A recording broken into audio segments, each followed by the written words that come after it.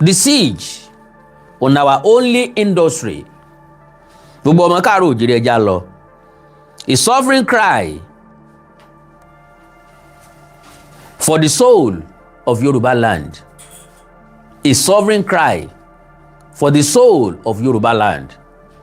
To their imperial and royal majesties, the traditional Obas of Yoruba land, to our respected retired generals of Yoruba origin.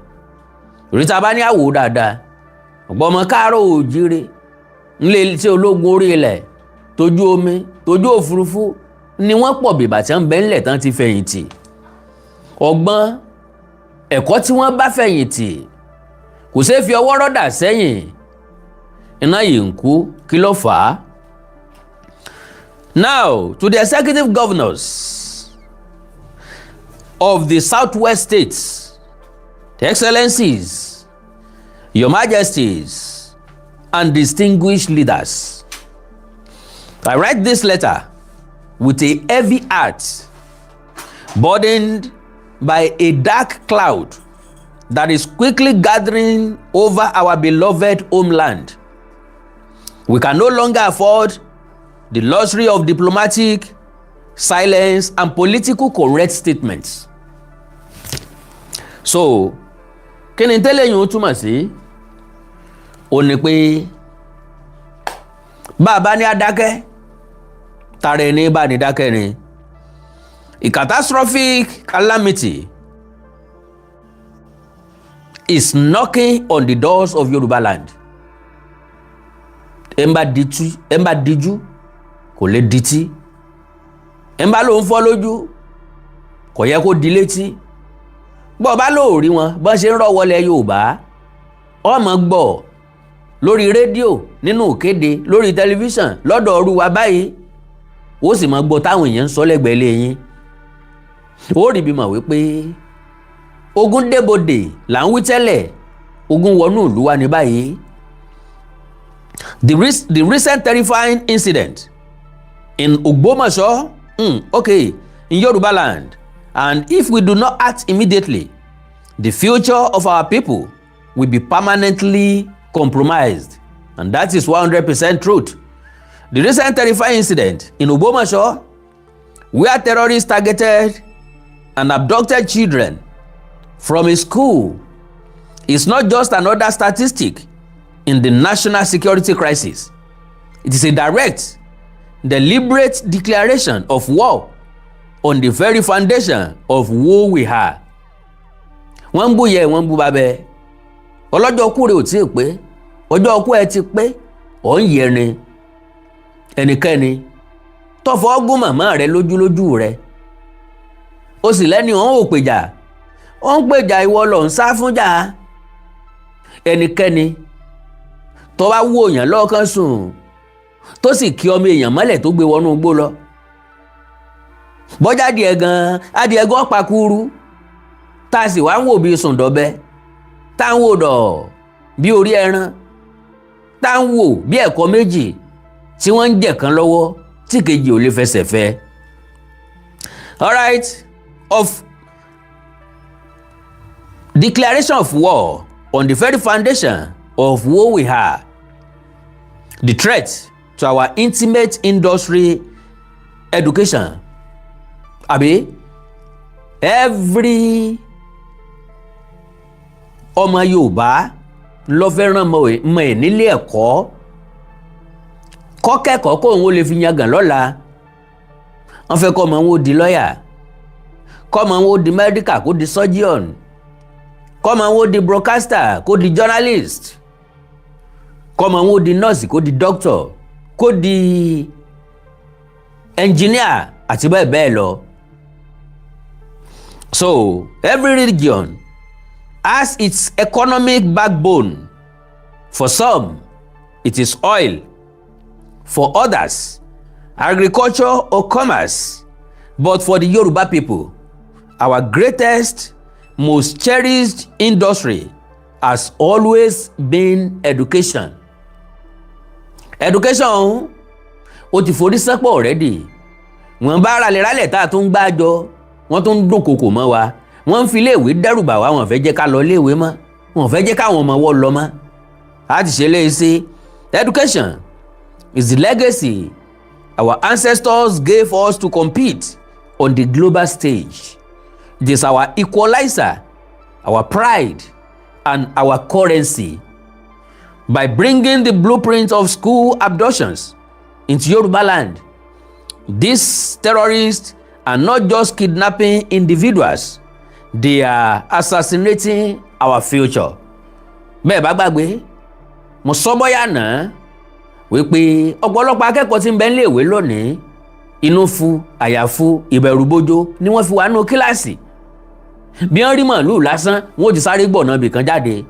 Bẹ́ẹ̀ bá ní kí ló dé tẹ́ fi ń ṣe báyìí, wọn láwọn ọ̀fẹ́ jẹ́ kán já wọn gbé ni.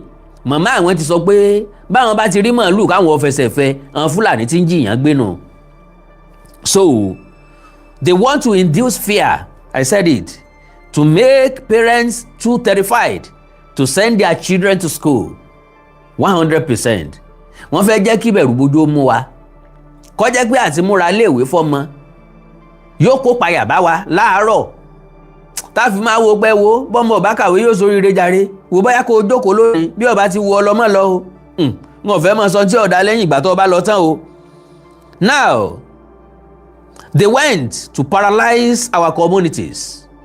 Ọ̀pọ̀lọpọ̀ iléèwé, ọ̀pọ̀lọpọ̀ ìlú ni wọ́n ti fi lé wọn lẹ̀, wọ́n ti fi ìlú wọn lẹ̀.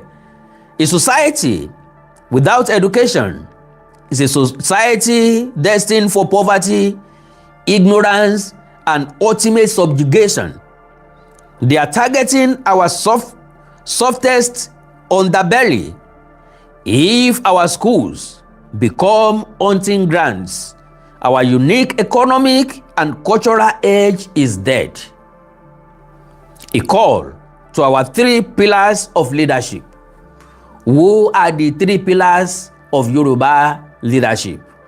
We cannot fold our arms and watch our homeland turn into a theater of bloodshed and despair.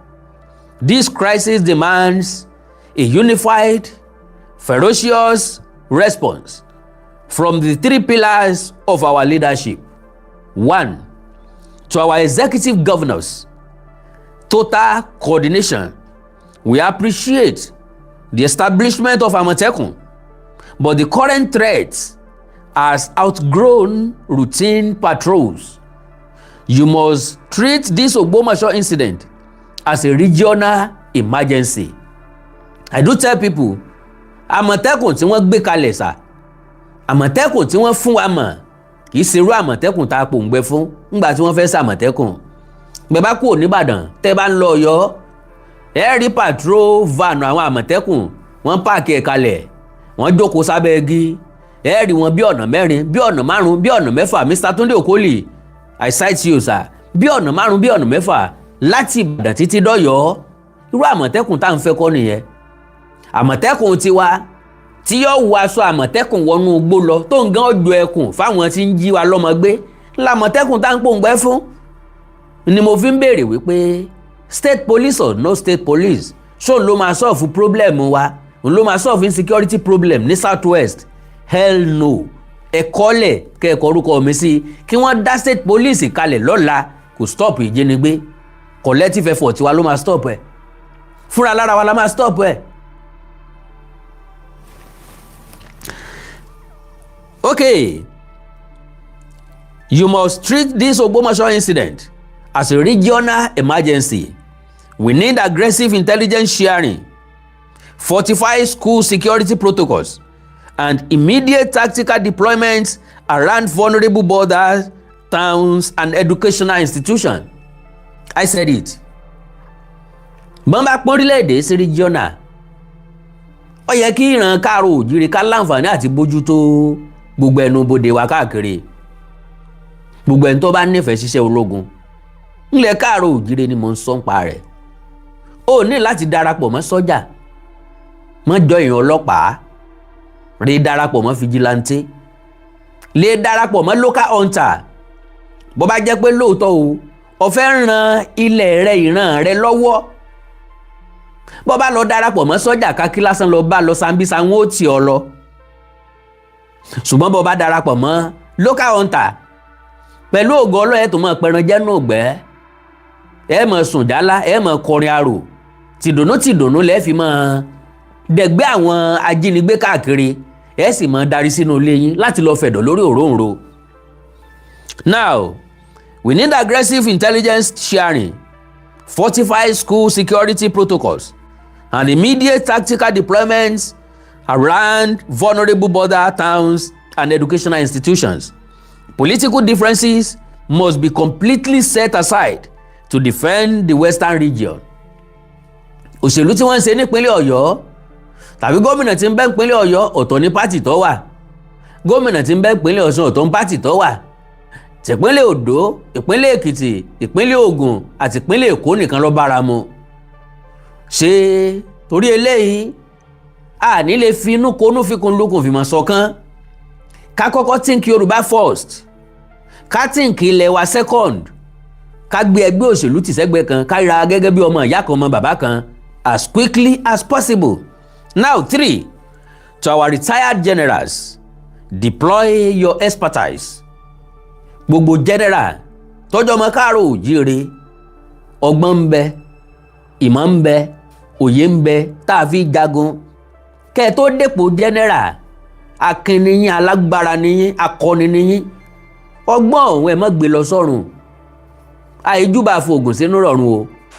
Bẹ́ẹ̀ bá lọ bẹ́ẹ̀, tílẹ̀ Yorùbá wá di tí wọ́n gbà mọ́ wa lọ́wọ́ tàbí tí wọ́n ò já nísinmi lé lórí. Àní ṣàdúrà fún yín o. Èpè ò ní tán lẹ́nu wa o. Bá a ṣe ń ṣe lójoojúmọ́ ni ó tún máa pọ̀ sí. The earlier the better. Tẹ́ ẹ bá yá wa lọ́gbọ́n, tẹ́ ẹ yá wa nímọ̀, tẹ́ ẹ yá wa ní ìrírí yín nínú igbó, tẹ́ ẹ fi jagun Biafra, tẹ́ ẹ fi jagun gbá, tẹ́ ẹ fi lọ ṣe peacekeeping ní Liberia. Gbogbo àwọn ọgbọ́n yẹn ẹ bá wa gádẹ ẹjọ́ ẹ fún wa kágbàwò tó dé kẹ́ ẹ tó lọ àìjúbà fògùn sínú rọ̀run. To our retired generals, deploy your expertise. Yoruba land boasts some of the finest, most experienced military minds this continent has ever produced. 100%. You have fought wars and managed complex security architectures globally. Do not sit back in retirement while your ancestral homes are overrun. Béèyàn bá dákẹ́, táre ó bá dákẹ́, bẹ́ẹ̀ bá lẹ̀ dákẹ́, tẹ́ ń wò wá níran, ṣé kinní ọ̀hún ò ní kàn yín náà? Ẹ wo irú bàbá Fáṣọ̀rántì, ẹ wo ọmọ wọn, ẹ wo ìṣẹ̀lẹ̀ tó ṣẹlẹ̀ sí wọn rí kọjá lọ. All right, we need you to form an emergency advisory council to guide our governors and local security apparatus with actionable, hard-hitting counter-terrorism strategies. Ẹ̀yin retire military wa, retire soldier wa, retire generals wa. 3, to our traditional obas. Fortify the domains. My first question, how many of our traditional obas ló ní tí yóò fi fortify domain ẹ̀? Kí náà fi fortify domain? Àwọn ẹbọ àwọn ètùtù tá a rú, àwọn egbòogi tá a fi wọ́n lẹ̀ láyé àtijọ́, àwọn bàbá wa ní tí wọ́n fi wọ́n lẹ̀ tí àjàkálẹ̀ àrùn ìgbóná olóde tí ò fi ní wọlé kó wọn ní ọmọ lọ láyé tí ò tí ì sí abẹ́rẹ́ polio, láyé tá àti ìmọ̀ nǹkan kan tí ń jábẹ́rẹ́ àjẹsára. Àwọn bàbá wa níbọn tí í ṣe kinní ọ̀hún ṣẹ́kù àbó ti tán. Ìwọ nínú àwọn ọba wa lọ́mọ̀ọ́, gbogbo wọn ti gba Islam o, gbogbo wọn ti gba Jésù o, àti dáràn àti kẹran ńlẹ̀ káàárọ̀ òjíire. Traditional right ńlọgbà àwọn ọba dórí ìtẹ́.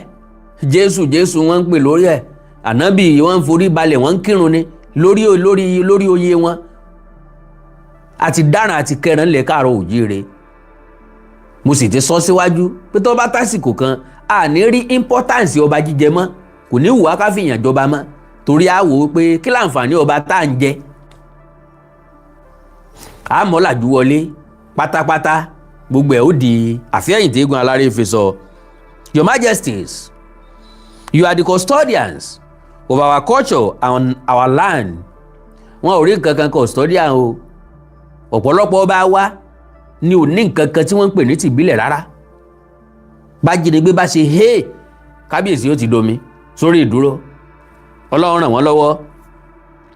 The heirs of the ancestors are yours. We employ you to activate local intelligence network. Níbo wọ́n ti fẹ́ rí? Wọ́n ti parun tán. Àwọn ọba kan ti wó ojúbọ òòṣà dànù. Wọ́n ti gé àwọn igi òòṣà. Wọ́n ní ó jẹ́ kó rírí ọwọ́ ìlú àwọn wá. Wọ́n mọ̀ pé poverty ni ó jẹ́ kó rírí ọwọ́ lé wá. Ojúbọ Ògún wọ́n ti bàjẹ́. Gbogbogbò gbalẹ̀ ni wọ́n ti tàfẹ́lẹ́ stéètì. Aago mélòó? Ìgbé afẹ́wé oko àwa nǹkan ọbẹ̀. We employ you to activate local intelligence network. No stranger enters a community without a footprint. Bẹ́ẹ̀ni, kò sájèjì tí ó wọ̀lú táà ní rójú ẹsẹ̀ rẹ̀. Máwọn bàbá wa máa ń bu ojú ẹsẹ̀ èèyàn gbà náà. Bó bá wọnú oko wọn, wọ́n bu ojú ẹsẹ̀ rẹ̀ tàbí kí wọ́n kàn nǹkan sójú ẹ̀. Lágbára Ọlọ́run, ẹsẹ̀ onítọ̀hún ó wù kú ni. Tàbí kó lébù àdá àjẹná tí ò ní san láéláé. Àfi kí wọ́n ní kó wó ń tàn lọ kórè bẹ̀bẹ̀. All right, no stranger enters a community without a footprint. Work closely with hunters, local vigilantes, and town unions to ensure that every forest, hamlet, and abandoned space in your domain is thoroughly policed. Conclusion: history will judge us. If we allow the virus of school abductions to fester in the southwest, the calamity that will follow will spare no one, neither the rich in their mansions, nor the poor in their boys' quarters. If our children cannot go to school in peace, then the Yoruba nation has no future. We have the resources, we have the military intellect, and we have the royal authority to stop this monster before it consumes us. Let Ogbomoso be the last time these terrorists ever dare to touch our children. Let us rise up, unite, and defend the pride of Odua. Yours faithfully, because ẹ máa rò pé mi mọ kọ́ èmi kọ́ o. Ọ̀túnba Dáre Adélékàn, a concerned citizen of Yoruba land. Wọ́n fi kíní ọ̀hún sọwọ́ sí mi. Wọ́n mẹ́ntọ́ kọ́ rí, bóyá onítọ̀ wá mọ̀ mẹ́, bóyá bí mo ṣe ká yìí, bóyá wọ́n mọ̀, bóyá nu wọn ó dùn pé mo gbé ta, bóyá ọ̀pọ̀lọpọ̀ èèyàn rí, bóyá èèyàn díẹ̀ ló rí, majority àwọn tó rí, ǹjẹ́ wọ́n mọ value tó wà ńbẹ̀? Ni mo fi ní bẹ́ẹ̀ bá pàdé, tẹ́ ẹ bá pín ẹ ṣèlú lóore, ẹ ṣẹ̀yìn ọ̀la wa lóore. Bóyá yóò dọ́dọ̀ àwọn tó súnmọ́ gómìnà, bóyá yóò dọ́dọ̀ àwọn tó súnmọ́ àwọn ọba aládé wa. Àkàndọ̀rọ̀ àwí kòǹkò, àwí tó ń wí asán kankan ò ní sí ńbẹ̀. God bless you sir, God bless you ma. Àwí tó ń wí asán kankan ò ní sí ńbẹ̀. N ò nílò láti gba nǹkan kan bí ẹni gbàgbọ́ ọtí. Lágbára Ọlọ́run, lẹ́tà tí mo mú wá nù, mo sì ti kà á. Mo jẹ́ iṣẹ́ fún ọ o, ọrùn mi mọ́ o. Orin tí mi ọmọ kọ lọ lé ń tèmi nu. Ẹ like follow page mi lórí Facebook, Awikonko TV àti Awikonko Television. Ẹ subscribe sí YouTube channel mi, Awikonko TV àti Onídèmọdé TV, Fónídèmọdé game show. Ẹ wá ní nǹkan pàtàkì tẹ́ fẹ́ ká jọ sọ, ẹ já sọ eléyìí lórí WhatsApp +234 904 851 9362 +234 904 851 9362. Èdè àti àṣàlẹ̀ káàrọ̀ òjìrì òní wọmi, orílẹ̀-èdè lẹ káàrọ̀ òjìrì òní dàrú, ìlú ẹnìkọ̀ọ̀kan wa yóò tòrò mìnìmìnì. Àjù àṣẹ o, ó dàárọ̀ o, òun ayọ̀ lásùn o. Mr. Tunde Okoli, I appreciate you fún ẹ pé ẹ ra sticker fún mi. Bẹ́ẹ̀ ṣe máa ń ṣe lójoojúmọ́ nù, tó bá ń gbọ́ ṣe bó o ti ṣe Okoli ṣe bó o ti ṣe. Ìjẹ̀búnù, orin Ìjẹ̀búnù ń gbà náà. All right. Mbọ́ o.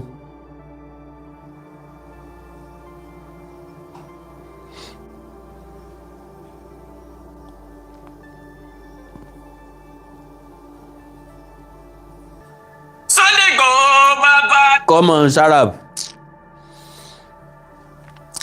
So,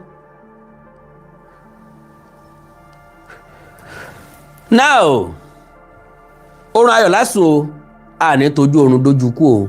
God bless you. Ó dàárọ̀ o. Bye, gàrí o.